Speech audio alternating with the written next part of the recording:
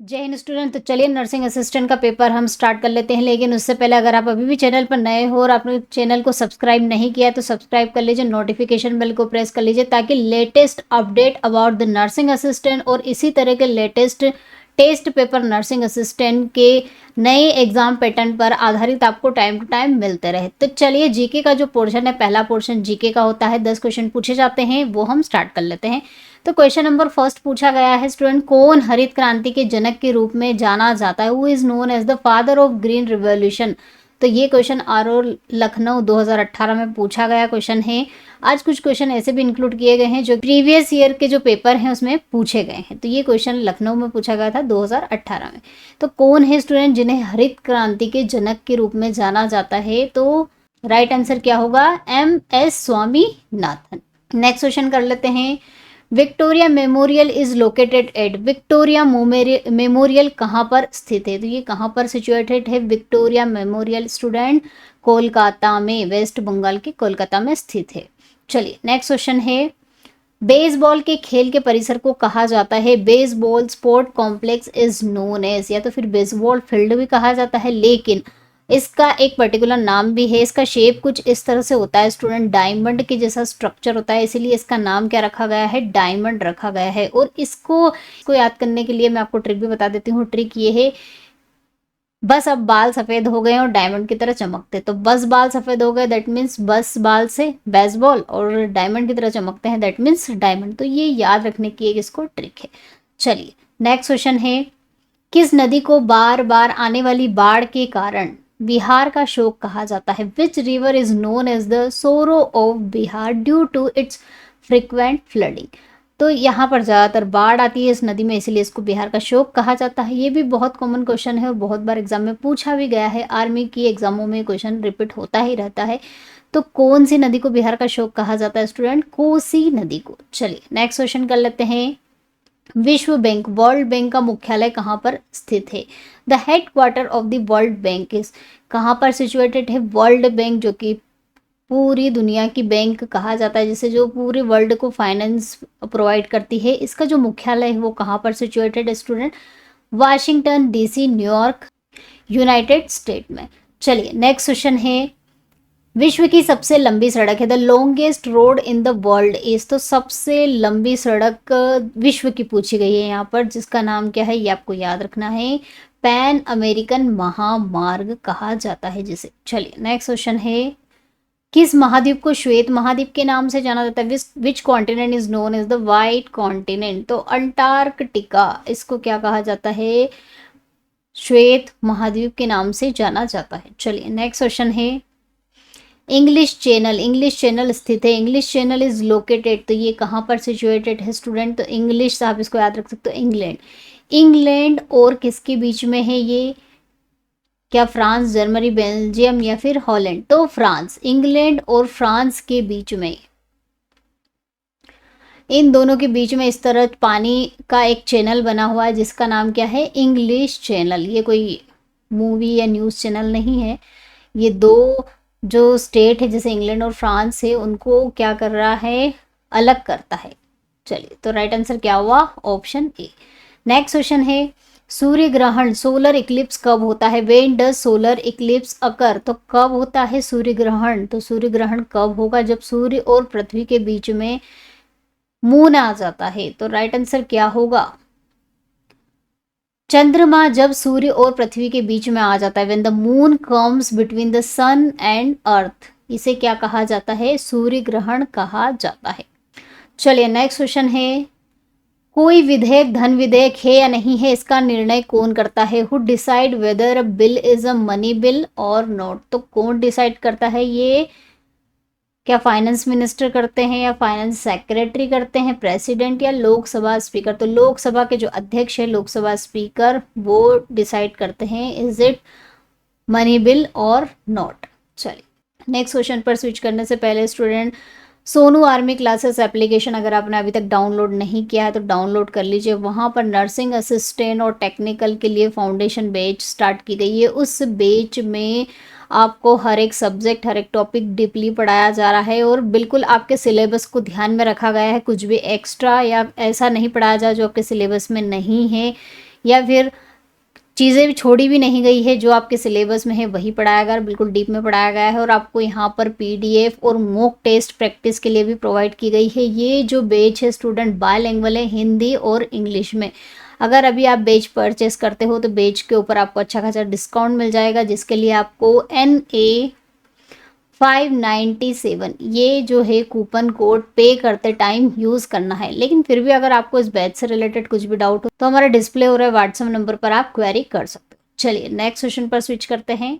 Next section है student maths का है। क्वेश्चन 5 पूछे जाते हैं, इजी पूछेंगे, ज़्यादा टफ नहीं पूछते हैं।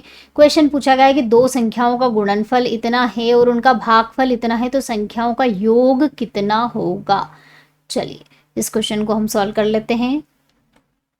दो संख्याएं आपको हमने मान ली क्या देके रखी, x और y। तो दो संख्याओं का गुणनफल that means product of the two number is 1575, ये आपको दिया हुआ। और क्या कहा है, इनका भागफल यानी कि क्वोशंट। भागफल क्या होता है, इन दोनों को अगर आप डिवाइड करोगे तो जो आंसर आएगा उसे कहा जाता है भागफल। कितना देके रखा है, 9/7। और कहा है कि ये जो दो संख्याएं आपको मिलेंगी इन दोनों का आपको योग बताना है। तो कैसे सॉल्व करेंगे, तो हम ये इक्वेशन फर्स्ट मान लेते हैं, इसे इक्वेशन सेकंड। इन दोनों का क्या कर देते हैं, फर्स्ट और सेकंड का मल्टीप्लाई कर देते हैं। तो क्या होगा, x इंटू वाई, LHS वाले पार्ट जो है उनका मल्टीप्लाई हो जाएगा और जो RHS वाले पार्ट हैं उनका मल्टीप्लिकेशन हो जाएगा। चलिए तो ये y से y कैंसिल हो गया। यहाँ पर हमें क्या मिला, x² इज इक्वल टू, ये हो जाएगा 9 को हम 3 इंटू 3 लिख सकते हैं। इसको जब कट करोगे तो 7 2 ज़ा 14, 7 2 ज़ा 14, 7 5 ज़ा 35, 225।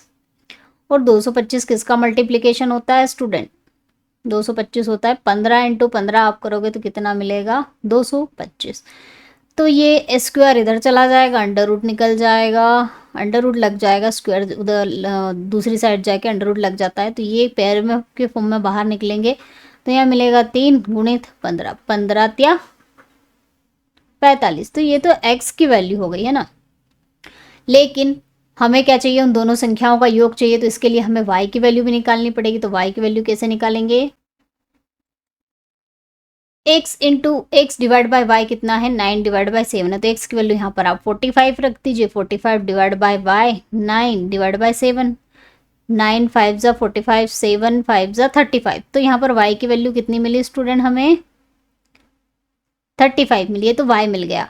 लेकिन दोनों का योग बोला है तो x की वैल्यू भी मिल गई है हमें और y की वैल्यू भी मिल गई। दोनों का योग निकाल लीजिए, कितना आ जाएगा, योग निकालेंगे तो 35 और 45 करेंगे तो 5 5 10, 4 3 7 और 1 8, 80। तो इनका जो सम आया स्टूडेंट वो कितना आया, 80 आया। चलिए नेक्स्ट क्वेश्चन कर लेते हैं। दो संख्याओं का योग और उनके अंतर का अनुपात 5:1 है। तो बड़ी संख्या का छोटी संख्या में अनुपात बताइए। The ratio of the sum of two numbers. तो हमने मान लिया दो नंबर x और y है और इनका डिफरेंस, इन दोनों का अनुपात मतलब इनके योग और इनके अंतर का अनुपात कितना दे के रखा है, 5:1 दे के रखा है। अब हमने x को बड़ी संख्या मानी क्योंकि बड़ी में से छोटे को घटाते हैं, इसलिए ये बड़ी संख्या कौन सी है, x, और छोटी कौन सी है, y। ये ध्यान रखिएगा। चलिए अब इसको क्रॉस मल्टीप्लाई करके सॉल्व कर लेते हैं। तो ये हो जाएगा x + y is equal to 5x - 5y। x इधर आएगा, y इधर लेके आ जाते हैं, ये बड़ा नंबर है तो y + 5y हो जाएगा is equal to 5x - x। तो ये हो जाएगा 6y is equal to 4x। 2 2 ज़ा 4, 2 3 ज़ा 6। तो इन्होंने क्या कहा, बड़ी और छोटी का रेशो बताना। तो बड़ी हमने क्या मानी, x, और छोटी क्या है, y। इन दोनों का रेशो क्या निकलेगा यहाँ से, 3/2। अब यहाँ पर आप इस क्वेश्चन को गलत कर सकते हो, गलत होने के चांसेस है, 2/3 भी आ सकता है ना। तो राइट आंसर क्या होगा, ए नहीं बी। चलिए नेक्स्ट क्वेश्चन है। 250 आदमी प्रतिदिन 5 घंटे काम करके एक काम को 20 दिन में पूरा कर सकते हैं। तो प्रतिदिन 8 घंटे कार्य करके 10 दिनों के भीतर कार्य समाप्त करने के लिए आवश्यक न्यूनतम संख्या आदमियों की बताइए।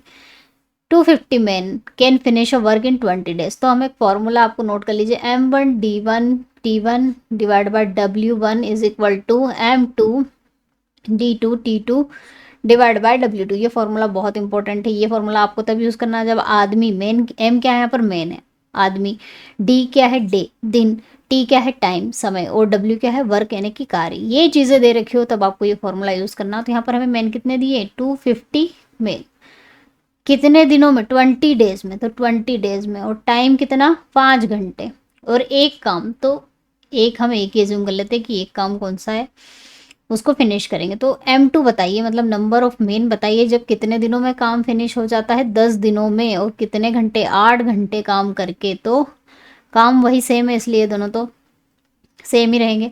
अब यहाँ से इसको सिंप्लीफाई कर लिए, 0 से 0 कैंसिल, 2 1 ज़ा 2, 2 4 ज़ा 8, ये हो जाएगा 4 1 ज़ा 4, 4 6 ज़ा 24, 4 2 ज़ा 8, 4 5 ज़ा 20, 62.5, इसमें 5 का मल्टीप्लाई कर देंगे तो 5 5 ज़ा 25, पॉइंट यहाँ लग गया, कैरी 2, 5 दूना 10 और 2 12, कैरी 1, 5 31 और 1 31, 312.5 आया है। तो क्या इसको 312 मानूं या 313 मानूं, तो 0.5 मतलब नियर नियर किसके हैं 313 के, तो राइट आंसर क्या होगा 330। इसको आप लगभग लगभग किसके बराबर लिख सकते हो 313।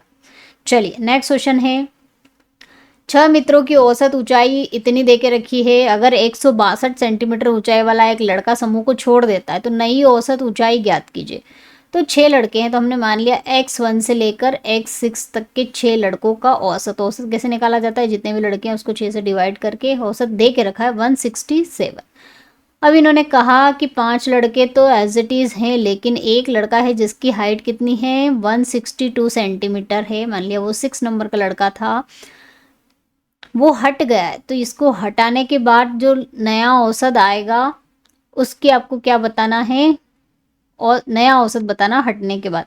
तो ये लड़का अगर यहाँ से हट जाता है, इसको हम हटा देते हैं, तो कितने लड़के बचेंगे 5, 5 लड़कों का औसत आपको जो नया औसत आएगा वो बताना है। तो हमें पता है x1 से x6 तक का, यहाँ से अगर हम सम निकालें इसका अगर मल्टीप्लाई करें तो कितना निकलेगा 167 इंटू 6।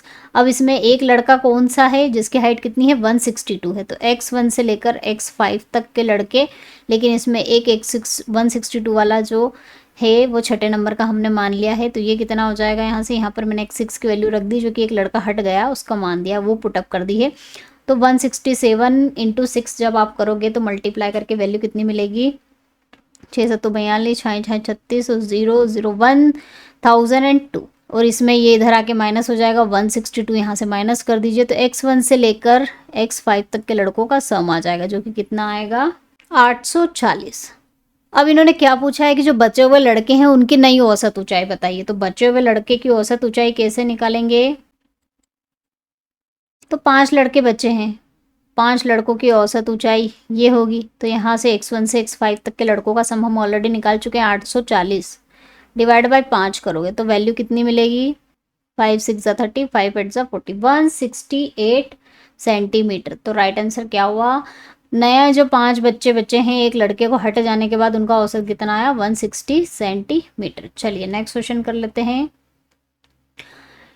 यदि एक गोले का व्यास इतना है तो गोले का सतह क्षेत्रफल क्या होगा, सरफेस एरिया पूछा है स्फेयर का, उसका फॉर्मूला क्या होता है सरफेस एरिया, पृष्ठीय या सतह का क्षेत्रफल किसका, ऑफ द स्फेयर गोले का, उसका फॉर्मूला क्या होता है 4πr²। बस यही याद रखना है, क्वेश्चन में क्या क्या दिया है 4 और ये 22/7 वैल्यू रख देते हैं, आर दिया है क्या व्यास दिया है, तो व्यास क्या होता है, व्यास का आधा कर दोगे तो त्रिज्या आएगी, तो व्यास है 14, इसका 2 कर दोगे तो कितना आ जाएगा, डिवाइड 2 कर दोगे तो 7, ये रेडियस की वैल्यू आ जाएगी। तो रेडियस कितनी है 7 इंटू 7² दिया इसलिए 2 बार 7, ये कैंसिल आउट हो गया। इसको सिंप्लीफाई कर लेंगे 4 2 8, 4 2 8, 7 8 56, 7 8 56, 616 616 सेंटीमीटर स्क्वायर आएगा। चलिए स्टूडेंट, तो नेक्स्ट सेक्शन फिजिक्स का कर लेते हैं। इसके भी 5 क्वेश्चन पूछे जाते हैं और बहुत इजी पूछेंगे, बहुत ज़्यादा हाई लेवल के क्वेश्चन फिजिक्स में और मैथ्स में आपको नहीं पूछे जाते। बायोलॉजी और केमिस्ट्री में थोड़ा अच्छे लेवल के क्वेश्चन पूछे जाते हैं। तो क्वेश्चन है, पृथ्वी पर किसी पिंड का भार अधिकतम कहाँ पर होता है? In the earth the weight of the body is maximum 8। तो स्टूडेंट हमें पता है कि जो वजन है, वेट है, वो क्या होता है, उसका फॉर्मूला आपको बता देती हूँ। W is equal to mg, जो किसके ऊपर डिपेंड करता है? गुरुत्वीय त्वरण g के ऊपर डिपेंड करता है, ग्रेविटेशनल एक्सेलेरेशन के ऊपर।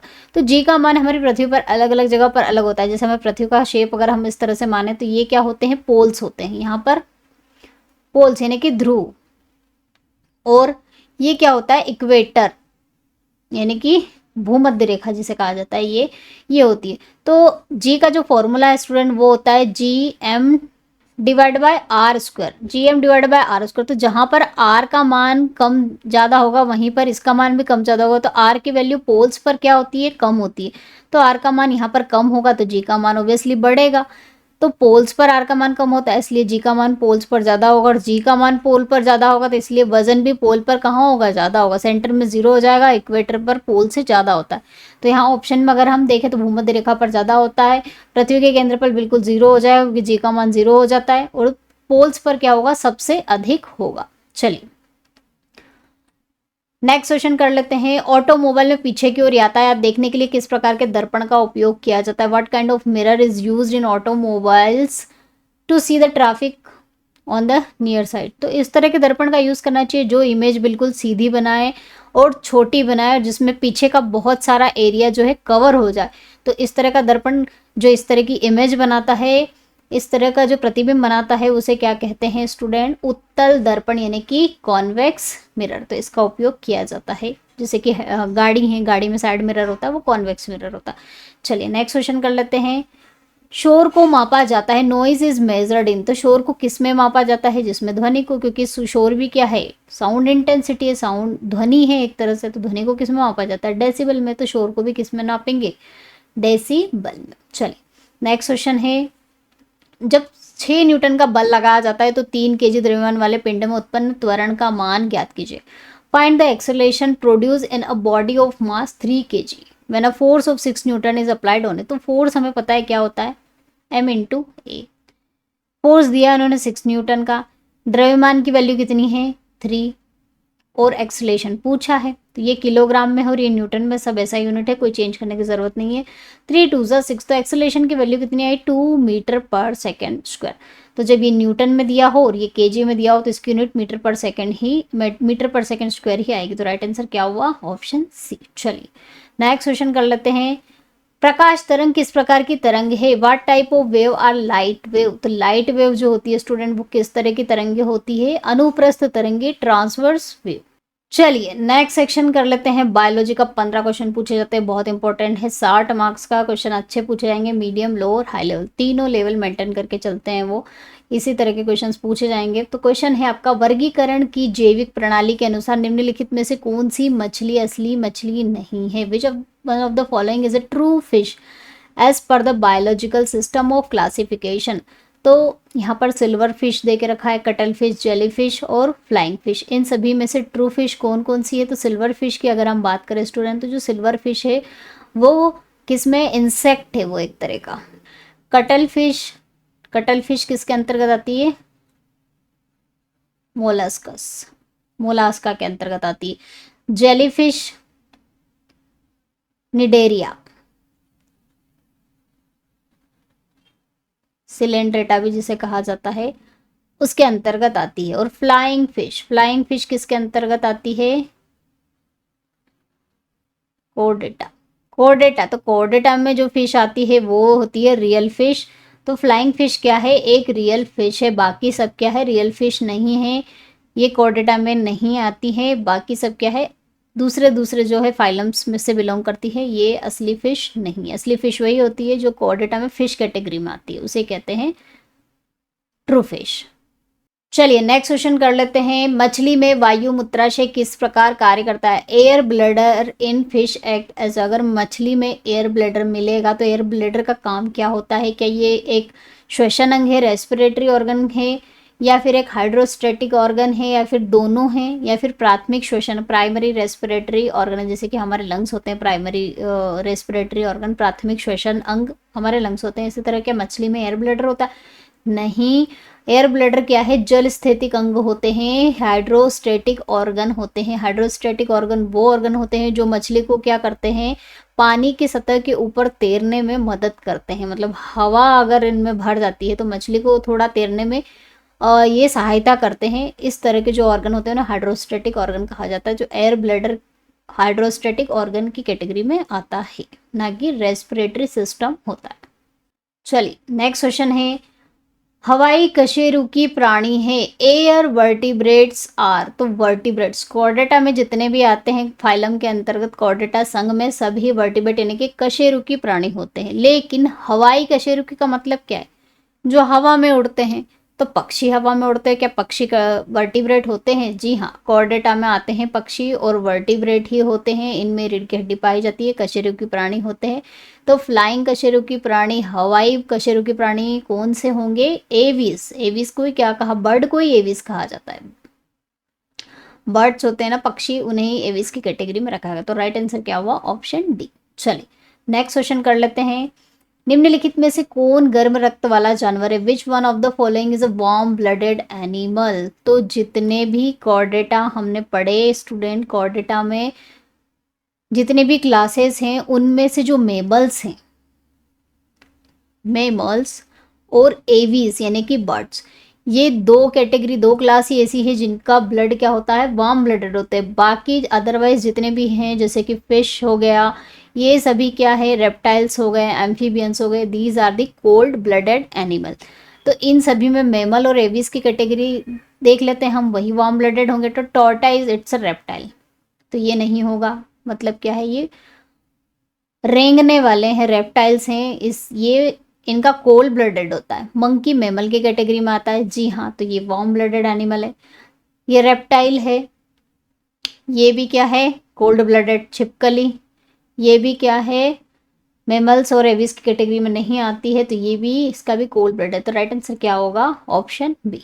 चलिए नेक्स्ट क्वेश्चन है, किसकी कोशिकाओं में एक सेल्यूलोजिक कोशिका भित्ति पाई जाती है? A cellulosic cell wall is found in the cell wall of.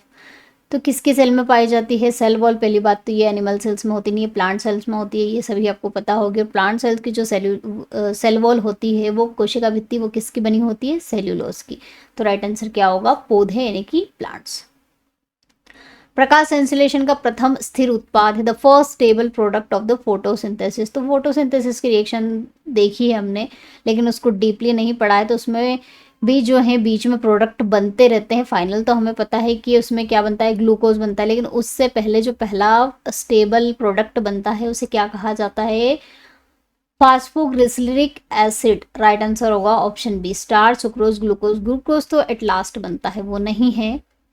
बीच का पूछा है, प्रथम पूछा है ना, तो पहला जो बनता है वो बनता है फास्फोग्लिसरिक एसिड। चलिए नेक्स्ट क्वेश्चन है, दूध में कौन सा प्रोटीन शर्करा युग्म में पाया जाता है? विच protein sugar pair is present in the milk. तो प्रोटीन कौन सा होता है दूध में? केसिन। और शुगर कौन सी पाई जाती है? शर्करा, लैक्टोस, है ना। तो राइट आंसर क्या होगा? Casein and lactose. ये ध्यान रखिएगा। कभी कभी क्वेश्चन ऐसा भी, कौन सा प्रोटीन पाया जाता है, ऐसा भी पूछा जा सकता है, कौन सी शर्करा पाई जाती है? तो लैक्टोस। तो राइट आंसर होगा हमारा ऑप्शन बी। चलिए नेक्स्ट क्वेश्चन कर लेते हैं, मानव पाचन तंत्र में पाचन की प्रक्रिया प्रारंभ होती है। In human digestive system the process of digestion start in. कहाँ पर स्टार्ट हो जाती है डाइजेशन की प्रोसेस? हमारे मुंह में ही शुरू हो जाती है, जिसे क्या कहा जाता है? मुख गुहा, बकल कैविटी, या फिर माउथ। माउथ यानी कि मुंह के नाम से भी पूछा जा सकता है, ऑप्शन ये भी दिया जा सकता है बकल कैविटी की जगह पे। तो हमारा मुंह में ही स्टार्ट हो जाती है। मुंह में कैसे स्टार्ट हो जाती है? जो हमारे स्लाइवा में एमाइलेज एंजाइम होता है, एमाइलेज वो क्या करता है? मुख में प्रेजेंट होता है हमारे स्टार्च में, जो कि शुगर को, शर्करा को किसमें? माल्टोज में तोड़ देता है। तो यहाँ से हमारे जो भोजन है उसका पाचन स्टार्ट हो जाता है। तो कहाँ से शुरू हो जाता है? हमारे मुंह से। चलिए नेक्स्ट क्वेश्चन कर लेते हैं, शरीर के किस अंग में सर्वाधिक विषैले पदार्थ का विषहरण होता है? In which organ of the body does detoxification of the most poisonous substances takes place. खाते हैं तो पेट में जाता है, तो पेट नहीं करेगा। उसके बाद क्या किडनी करेगी या लीवर करेगा या लंग्स करेंगे? लंग्स भी नहीं करते, लंग्स का इससे कोई संबंध नहीं है, तो यहाँ पर कंफ्यूजन होगा आपको लीवर और किडनी में। तो कौन करता है स्टूडेंट? लीवर यानी कि यकृत। ये क्या कर देता है? डिटॉक्सिफाई कर देता है और उनको दूसरे सब्सटेंस में कन्वर्ट कर देता है, जिससे कि हमारा जो एक्सर्शन सिस्टम है वो एक्सर्ट कर देता है, मतलब हमारा जो उत्सर्जन तंत्र है वो बाहर निकाल देता है। इसलिए कहते हैं कि ज़्यादा शराब पीने से लीवर खराब हो जाता है। लीवर क्यों खराब हो जाता है? क्योंकि वो उसे डिटॉक्सिफाई कर करके उसकी जो कैपेसिटी है वो ख़त्म होने लगती है, इसलिए कहा जाता है नहीं पीना चाहिए। इसीलिए कहते हैं कि पीने से लीवर खराब हो जाता है। चलिए, तो राइट आंसर हमारा हो गया ऑप्शन ए। नेक्स्ट क्वेश्चन है, निम्नलिखित में से कौन सा हृदय का वॉल्व नहीं है? Which of the following is not a valve of the heart? Mitral valve होता है, त्रिकपर्दी यानी कि ट्रिस्क्यूपिड वॉल्व भी होता है। अगर आपने स्ट्रक्चर पढ़ा होगा हार्ट का तो उसमें वॉल्व्स होते हैं। महाधमनी, ये वॉल्व भी होता है जो महाधमनी आके खुलती है। सेप्टम ये किसी भी वॉल का नाम नहीं है, तो राइट आंसर क्या? Option D. सेप्टम क्या होता है? एक सेप्टम आपको बताती हूँ, हमारी नोज कुछ इस तरह से स्ट्रक्चर होता है, तो जो ये दो लेफ्ट और राइट साइड वाले छेद होते हैं, होल्स होते हैं, इनको अलग करने वाला जो पार्ट होता है उसे क्या कहा जाता है? नोज सेप्टम कहा जाता है। तो एक सेप्टम ये भी है हमारी बॉडी में, इसके अलावा भी हैं, लेकिन मैंने नोज का सेप्टम बताया। तो septum not a type of wall, heart wall. तो राइट आंसर क्या होगा? Option D. Option D. चलिए, नेक्स्ट क्वेश्चन है, मोटर कौशल मस्तिष्क के किस भाग से संबंधित है? Motor skills are associated with which part of the brain? अब ये मोटर स्किल्स होती क्या है? मोटर स्किल्स जिससे कि हम अपना हाथ पैर हिला सकते हैं, चल सकते हैं, तो ये जो स्किल्स है कौन से पार्ट हमारे जो माइंड का है वो कंट्रोल करता है? तो कहाँ पर कंट्रोल होती है? हमारे माइंड का कुछ स्ट्रक्चर, कुछ ब्रेन का स्ट्रक्चर कुछ ऐसा होता है, तो ये जो पार्ट होता है इसे क्या कहा जाता है? फ्रंट लोब कहा जाता है। ये फ्रंट लोब ही क्या करता है? हमारी मोटर स्किल्स को हैंडल करने का काम करता है। तो राइट आंसर क्या होगा? Frontal lobe. चलिए, नेक्स्ट क्वेश्चन है, निम्न में से कौन सा जीव मुकुलन से विकसित होता है? Individual develop from the birds, तो अमीबा में बडिंग नहीं होती है, बैक्टीरिया नहीं, पेरियामिशम भी नहीं होता है, हाइड्रा। बहुत कॉमन एग्जांपल है बडिंग और मुकुलन का। किस में पाया जाता है? जननन किससे होता है? बडिंग से, हाइड्रा में। नेक्स्ट क्वेश्चन है, पौधे में परिपक्व अंडाशय पौधे के किस भाग में परिवर्तित हो जाते हैं? In plant mature ovaries changed to which part of the plant? तो जो ओवरीज होती है वो किस में कन्वर्ट हो जाती है स्टूडेंट? फ्रूट्स में। और जो ओव्यूल होता है वो किस में कन्वर्ट होता है? सीड्स में। ये क्वेश्चन भी पूछा गया है, तो ये ध्यान रखने का। ओवरी यानी कि अंडाशय फल में परिवर्तित हो जाता है, ओव्यूल यानी कि बीजांड किस में? बीजों में कन्वर्ट हो जाता है। चलिए, नेक्स्ट क्वेश्चन कर लेते हैं, रोग फैलाने के लिए उत्तरदायी कीड़ों को क्या कहा जाता है? Insect responsible for transmitting disease are known as, जो कीड़े बीमारियों को फैलाते हैं जैसे कि सीसी मक्खी हो गई, तो इन्हें क्या कहा जाता है? इस तरह के कीड़ों को वाहक यानी कि वेक्टर। ड्रोन्स, ट्रांसमीटर नहीं कहा जाता, ट्रांसमीटर अलग चीज होती है। मधुमेह तो बीमारी का नाम है, तो राइट आंसर क्या होगा? Option A. चलिए, नेक्स्ट क्वेश्चन है, ऊंचाई की बीमारी के लक्षणों में सिवाय इसके सभी लक्षण शामिल है। Symptoms of the altitude sickness include all except. Nausea, जी मचलाना होता है, थकान फटीग भी होती है, हृदय की धड़कन भी इफेक्ट होता है। हाइपरऑक्सिया, हाइपरऑक्सिया का मतलब क्या है? ये कैसी बीमारी है? इस बीमारी के अंतर्गत ऑक्सीजन का जो लेवल है वो क्या हो जाता है? इंक्रीज हो जाता है, बढ़ जाता है ऑक्सीजन का लेवल। लेकिन ऊंचाई पर जाने पर तो ऑक्सीजन का लेवल कम होता है, बढ़ता नहीं है। तो hyperoxia is not related to the high altitude sickness. तो राइट आंसर क्या होगा? Option D. एक और शब्द आपको मैं यहाँ पर बता देती हूँ, उसमें कंफ्यूजन होता है, हाइपोक्सिया। हाइपोक्सिया में क्या होता है? ये ऊंचाई से रिलेटेड बीमारी होती है स्टूडेंट, क्योंकि इसमें क्या होता है? ऑक्सीजन का लेवल कम होने लगता है, तो ऊंचाई पे जाने पर ऑक्सीजन का लेवल कम हो जाता है, तो उसे हाइपोक्सिया, अगर हाइपोक्सिया दिया हो तो वो बिल्कुल करेक्ट होगा, लेकिन हाइपरऑक्सिया दिया हो तो ये इसमें ऑक्सीजन का लेवल बढ़ जाता है, तो ये बीमारी ऊंचाई से संबंधित नहीं है। चलिए, नेक्स्ट क्वेश्चन कर लेते हैं। नेक्स्ट सेक्शन है केमिस्ट्री का, 15 क्वेश्चन पूछे जाते हैं, ये भी आपको अच्छे मार्क्स देकर जाती है, इसको भी बहुत अच्छे से प्रिपेयर करना है। क्वेश्चन है, गैसोलीन कच्चे पेट्रोलियम से प्राप्त किया जाता है। Gasoline is obtain from crude petroleum by, किस मेथड के द्वारा प्राप्त किया जाता है स्टूडेंट ये, तो किससे प्राप्त किया जाता है, आंशिक आसवन, फ्रैक्शनल डिस्टिलेशन। फ्रैक्शनल डिस्टिलेशन की मेथड वो होती है जिसमें अलग अलग टेम्परेचर पे ये जो क्रूड ऑयल है इसको गर्म किया जाता है, जिसका बॉइलिंग पॉइंट कम होता है वो पहले निकल जाता है, जिसका बॉइलिंग पॉइंट यानी क्वथनांक ज़्यादा होता है वो बाद में निकलता है। तो इस तरह से जो अलग अलग पेट्रोल, डीजल, केरोसिन ये हम सेपरेट कर लेते हैं with the help of fractional distillation. चलिए नेक्स्ट क्वेश्चन है, निम्नलिखित में से कौन सा तांबे का मिश्र धातु नहीं है, which of the following is not an alloy of copper.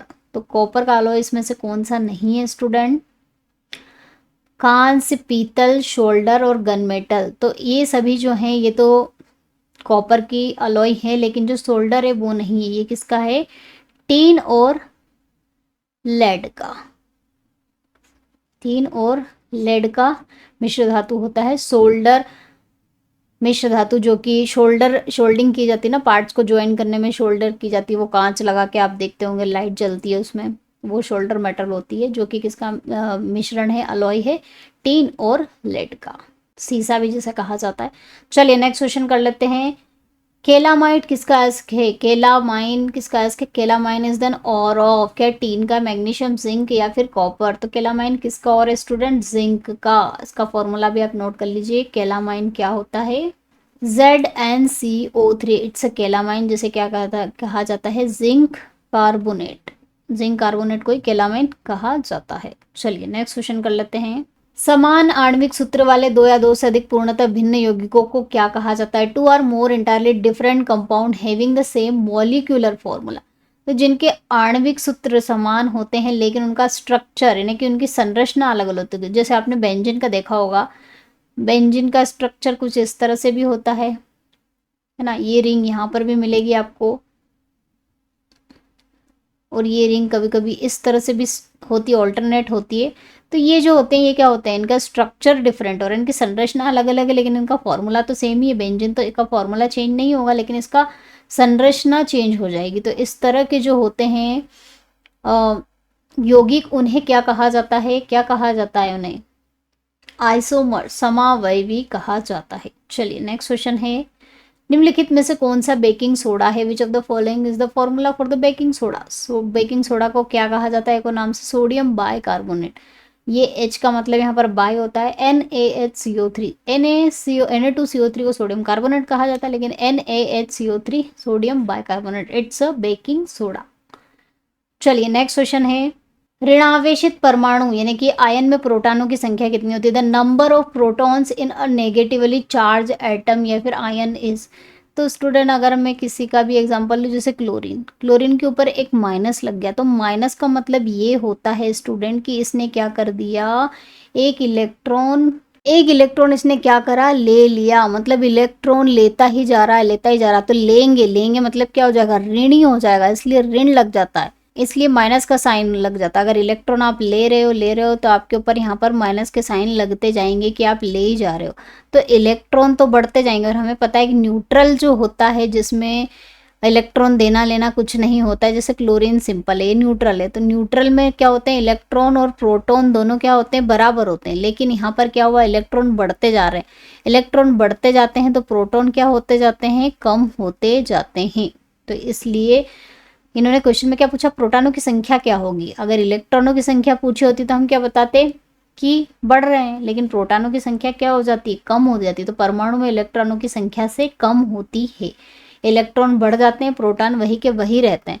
इसीलिए इलेक्ट्रॉनों की जो संख्या है इसमें क्या होती है, ज़्यादा होती है, और प्रोटॉन्स क्या होते हैं, कम होते हैं। राइट आंसर होगा option D, less than the number of electron in the atom. Proton की पूछी है, प्रोटॉन कम होते हैं, इलेक्ट्रॉन ज़्यादा होते हैं, कंफ्यूज नहीं होना। चलिए नेक्स्ट क्वेश्चन है, निम्नलिखित गैर विषैले गैसों में से कौन सी गैस फलों को पकाने के लिए एंजाइमों के निर्माण में मदद करती है, which one of the following non toxic gases help in the formation of enzymes which ripen fruit.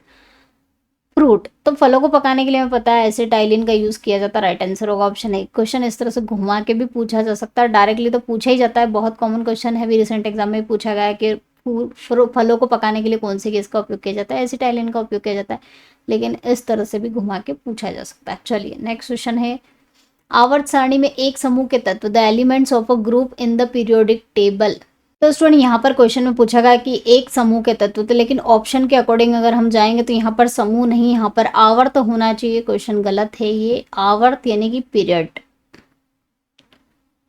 आवर्त क्या होता है? हॉरिजॉन्टल, इस तरह से जाने पर जो होते हैं इन्हें आवर्त कहते हैं, और ऊपर से नीचे अगर आप आओगे तो इन्हें क्या कहा जाता है? ग्रुप यानी कि वर्ग कहा जाता है। ठीक है, तो इन्होंने पूछा है आवर्त, आवर्त के जो तत्व हैं उनमें क्या सिमिलरिटी होती है, क्या उनके रासायनिक गुण एक जैसे होते हैं? बिल्कुल नहीं। ग्रुप के जो होते हैं उनकी जो प्रॉपर्टीज होती हैं वो सेम होती है, ये बिल्कुल गलत है। संभारिक भी नहीं होते, समस्थानिक भी नहीं होते हैं। इनके जो परमाणु संख्या है, एटॉमिक नंबर है, वो क्रमागत होते हैं, जैसे 1 2, ये 1 2 तो गलत हो गया, 4 5 6, इस तरह से जो नंबर होते हैं ना कंसेक्यूटिव नंबर्स, क्रमागत नंबर कहते हैं। तो इस तरह से इनके एटॉमिक नंबर जो होते हैं क्रम में चलते जाते हैं, एक के बाद एक आते हैं। तो राइट आंसर क्या होगा? Option B. और ये क्वेश्चन, ये जो है कंसेक्यूटिव नंबर्स वाली प्रॉपर्टी किसके ऊपर अप्लाई होती है? आवर्त के ऊपर, न कि समूह यानी कि वर्ग, ग्रुप्स के ऊपर।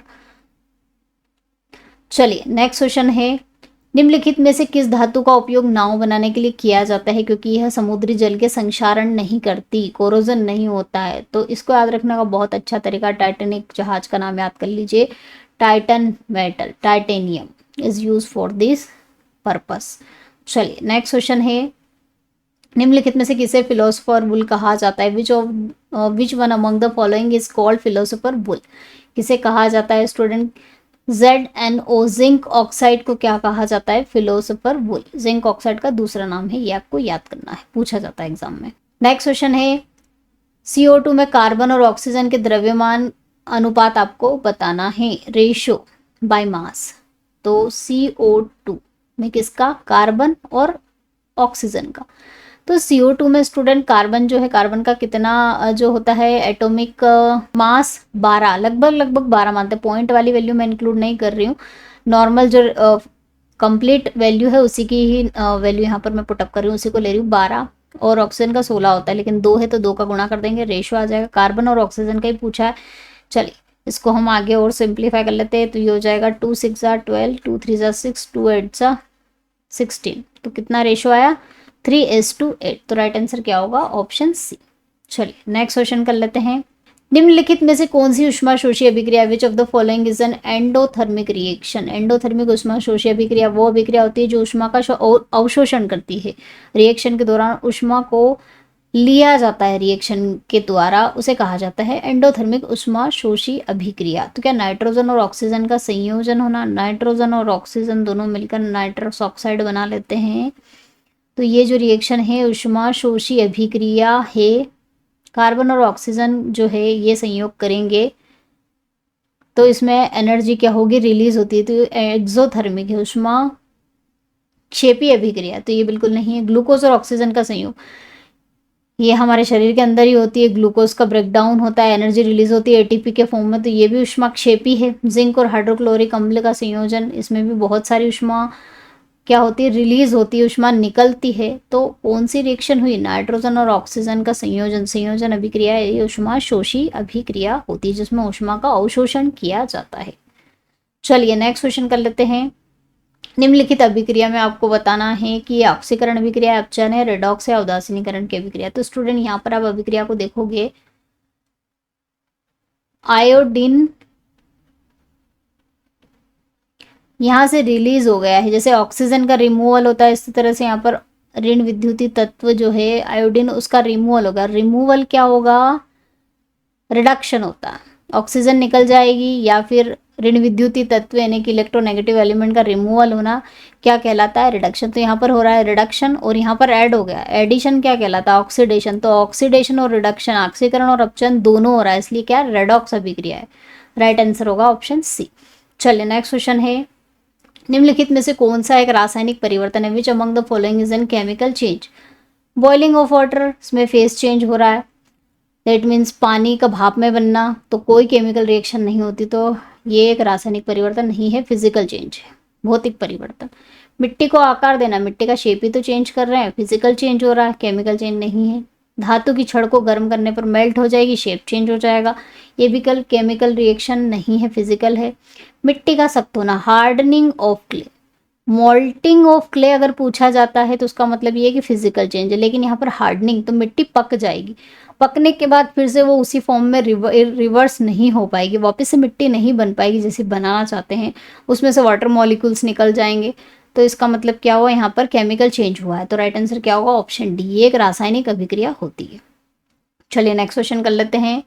यूरिया में नाइट्रोजन का प्रतिशत कितना होता है? Urea contains percentage of nitrogen. तो इसके लिए आपको यूरिया का फॉर्मूला याद होना चाहिए, क्या होता है, NH2CO NH2, this is the formula for urea. चलिए अब इसमें हम नाइट्रोजन का परसेंटेज निकाल लेते हैं। परसेंटेज कैसे निकाला जाता है, टोटल। तो इस टोटल का पहले आपको परसेंटेज निकालना पड़ेगा बाय मास। तो नाइट्रोजन का कितना 14 होता है, हाइड्रोजन का कितना 2, कार्बन का 12, ऑक्सीजन का 16। अगेन नाइट्रोजन का 14, हाइड्रोजन एक का 1 होता है, लेकिन 2 का मल्टीप्लाई कर देंगे 2, इन सबको जोड़ देंगे तो टोटल निकल आएगा 14 और 15 16, और ये 16 दूना 32, और ये हो जाएगा 6 और 2 8 और 1 और 2 28, तो 32 इसको ऐड करेंगे कितना मिलेगा टोटल हमें, 8 2 10 3 2 5 6, टोटल 60 मिला। तो परसेंटेज कैसे निकाला जाता है स्टूडेंट, टोटल और नाइट्रोजन का कितना है इसमें 14 15 16 और 16 32, और नाइट्रोजन का कितना होता है 14, और यहाँ पर 14 सिर्फ 2 नाइट्रोजन ही है ना, एक ये और एक ये, तो नाइट्रोजन का 14 + 14 28, तो 28 डिवाइड बाय 60 इंटू 100, ये निकलता है परसेंटेज टोटल, और जिसका पूछा वो इंटू 100, ये होता है परसेंटेज। तो इसको सिंप्लीफाई करेंगे स्टूडेंट, 2 3 6, 2 1 2, 2 4 8,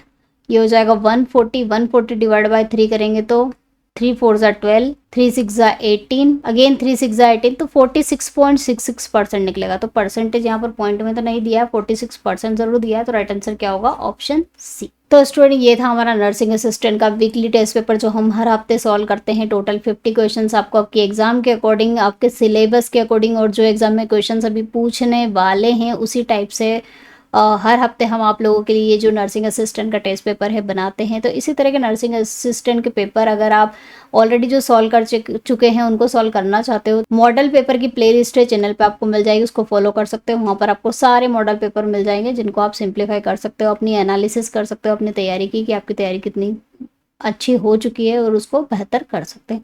तो मिलते हैं नेक्स्ट क्लास में, तब तक के लिए जय हिंद, जय भारत, वंदे मातरम।